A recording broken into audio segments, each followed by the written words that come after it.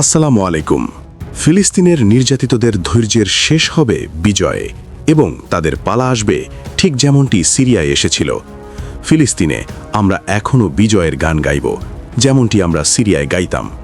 আলহামদুলিল্লাহ, সিরিয়ার মাটি থেকে জালেমদের বিতাড়িত করার পর এবার মুসলিম উম্মার সিংহপুরুষ তুরস্কের প্রেসিডেন্ট রিসেপ তাইয়েপ এরদোয়ান ঘোষণা দিলেন তার পরবর্তী টার্গেটের কথা।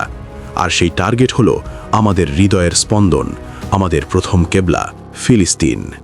বিশ্ব নেতারা যখন ফিলিস্তিন নিয়ে নোংরা রাজনীতি করছে, আমেরিকা যখন ইসরায়েলকে বাঁচাতে অস্ত্র পাঠাচ্ছে, তখন এরদোয়ান স্পষ্ট ভাষায় ইমানি তেজে জানিয়ে দিলেন, সিরিয়ায় আমরা যা দেখেছি, আলহামদুলিল্লাহ ফিলিস্তিনেও ঠিক তাই ঘটবে।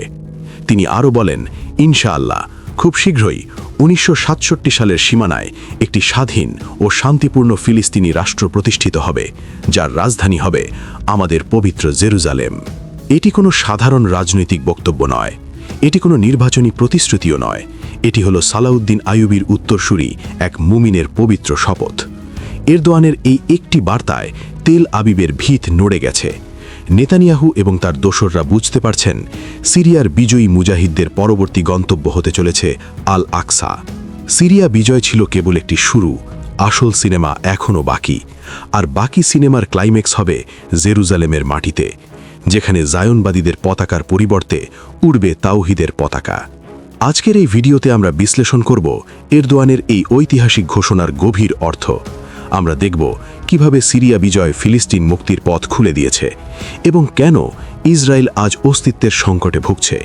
কিন্তু প্রশ্ন হল, সিরিয়ার আসাদ সরকারের পতনের ঠিক পরপরই কেন এরদোয়ান হঠাৎ ফিলিস্তিন নিয়ে এত বড় ঘোষণা দিলেন?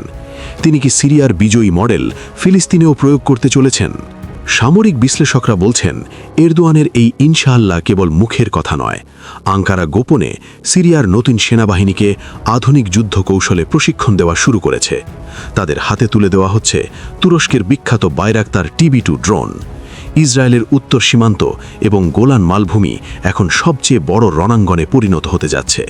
তেল আবিব বুঝতে পারছে, তাদের উত্তর সীমান্তে এখন আর কোনো নীরব প্রতিবেশী নেই, সেখানে জেগে উঠেছে এক নতুন শক্তি। এরদোয়ানের এই হুঙ্কার কোনো সাধারণ রাজনৈতিক বুলি নয়, এটি এক মুমিনের হৃদয়ের শপথ।